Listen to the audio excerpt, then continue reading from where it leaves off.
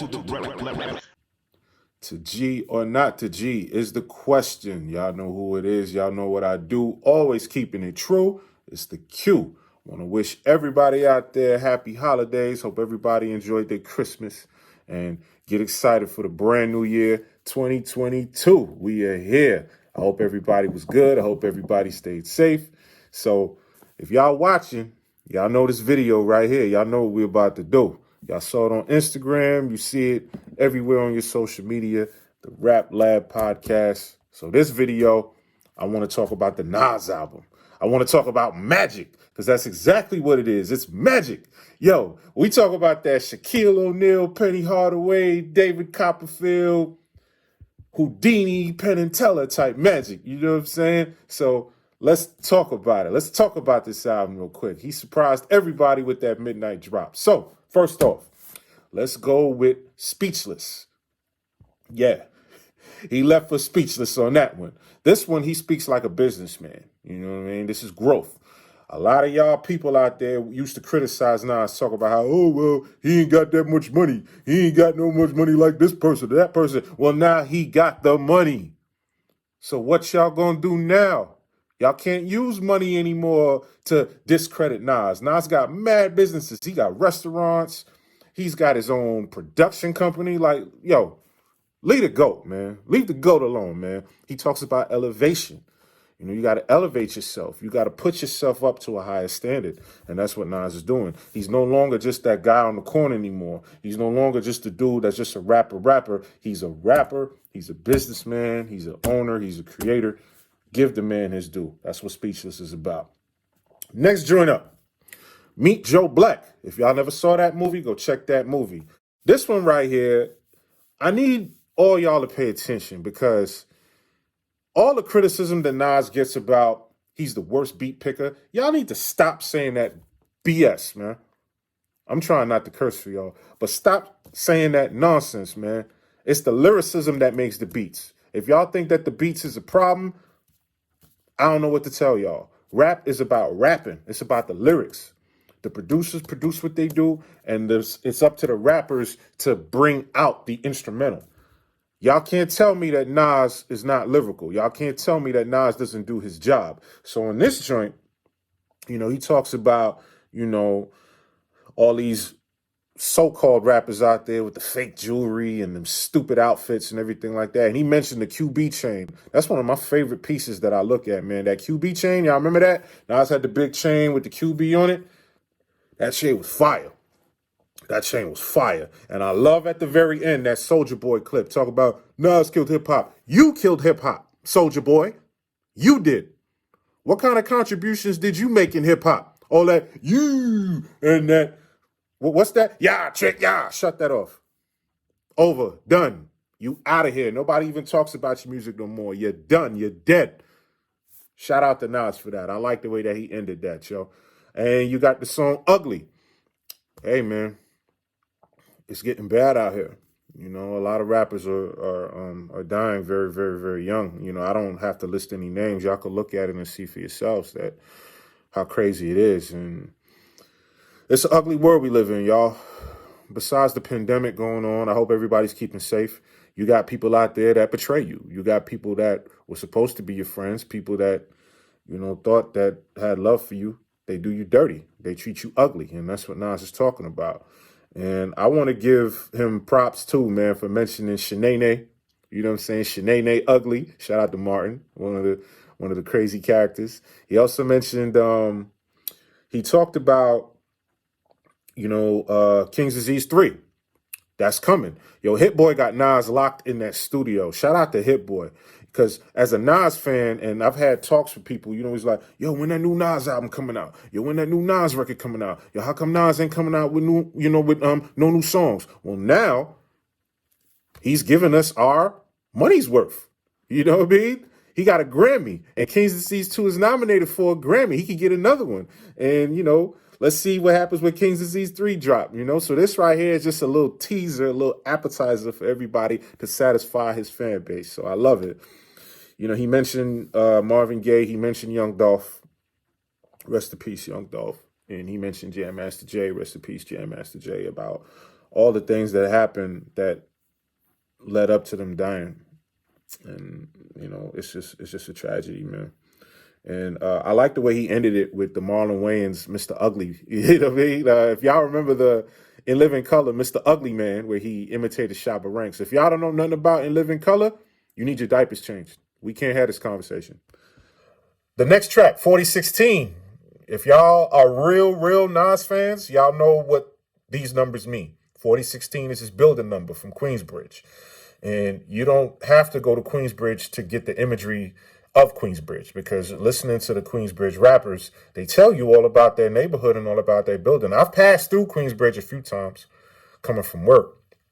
I'm not out there on no roddy stuff. Like, I got to pass through there sometimes, you know what I mean? Like, and this is years ago that I'm talking about, when I used to take the F train and sometimes head out by Roosevelt Island, you know what I mean? So yeah, definite.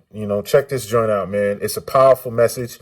He brings up how the catchphrase Mass Appeal is now a business name. He owns Mass Appeal. You got Mass Appeal doing documentaries, signing artists, you know what I mean? So that's great, man. It's beautiful that he has something like that. And you can say what you want. Money changes everything. Money changes people.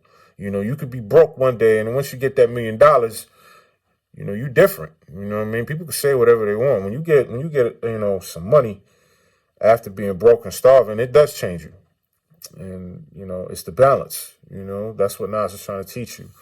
And, Nas brings the bars. He brings the lyricism every time. Hollywood gangster. Nas is not Hollywood. He keeps it true. Like, I remember watching the Video Music Box documentary. They shot some scenes on Jamaica Avenue. He was out there with Ralph McDaniels. They was just walking down the Collie block, being among the people, taking pictures, all that stuff, And he's telling you, you don't need to have 1,000 goons with you. You can still keep the element. You can still keep the streets. We know that's where you're from, but you don't got to go everywhere with 1,000 goons all behind you. You can't save everybody, and that's the moral of the story. And Woo was for the children. If y'all remember ODB, rest in peace, ODB, the legend, when he stomped on that Grammy stage and he was like, Puffy is good, but Wu-Tang is for the babies. Wu-Tang is for the children. You know what I mean? So what that is just, it's mostly about the music. You know what I mean? Like, music that has substance in it. It's not the commercialized, flashy type thing that's going to teach you anything. No diss to Puff or any of them at that time, because the No Way Out album is a classic. But that's the message that ODB was trying to, bring across. And I love that he talks about how I don't work this hard to be around people I don't like. If I don't like you, I don't need to be around you. If we had a falling out and we haven't had any conversations to settle the situation, then there's no reason for me to be around you. So if I see you, I go my way, you go your way. I don't have to say nothing to you. And people around you that know the situation shouldn't act like you bugging. You're trying to protect your peace. Protecting your peace is very important. And Nas makes a good point where he was like, his fans, we love the old Nas. We love the timeless classics. We love the Illmatic. We love the Stillmatic. We love It Was Written. And we keep talking about, oh man, we want Nas to go back to the way he was. We want Nas to link up with Primo, link up with Large Pro. He'll do it, but we can't keep Nas in the box like that. We can't. He's grown. He's working with other producers. He's talking about different things. He's not the same person that he was back in the early 90s. You know what I mean? He can't do that. Who can do that? Nobody. Jay-Z can't do that. Nas can't do that. Nobody could do that. And he appreciates the new talent. He says, him, Big, and Jay are like the Rat Pack, Frank, Sammy, and Dean. And today's version is Drake, J. Cole, and Kendrick. He shouts them out, which is a beautiful thing.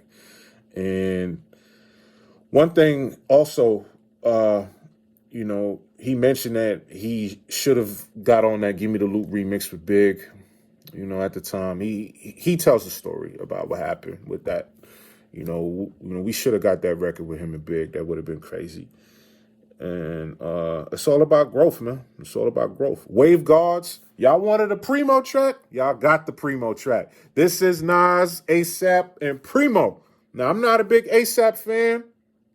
This is no diss on his skills or anything like that. I'm just not I'm not a fan like that. But he did his thing. You know what I mean? You got to do your thing when you get on a Nas record. So that's what he did here. And, when you look at it, it's about the new Gangstar.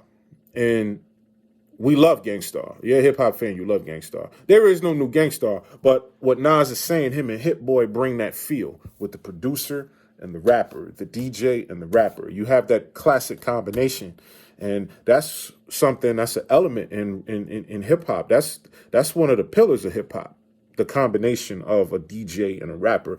And when you think of Primo and Guru, what better combo can you have? You know what I mean? And Nas and Hit Boy have amazing chemistry. They have it. Somehow, some way, Nas and Hit Boy have this unique team that when they get together, it just works. That's why it's called magic. You know what I mean? So put it together. The truth, you can't take money with you. You can't take your possessions with you when you die. And it's the truth. You know what I mean? And he asks, why do people beef? What's the real reason behind beef? And a lot of times you look at it, it's not worth it.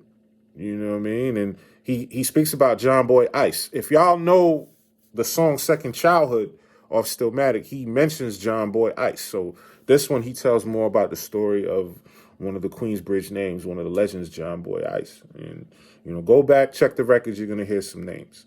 So, the truth is the truth. That's what it is. And when he mentioned $150 is the only way you could get your face done. Mean. If y'all don't know nothing about that, we talking about getting that cut on your face.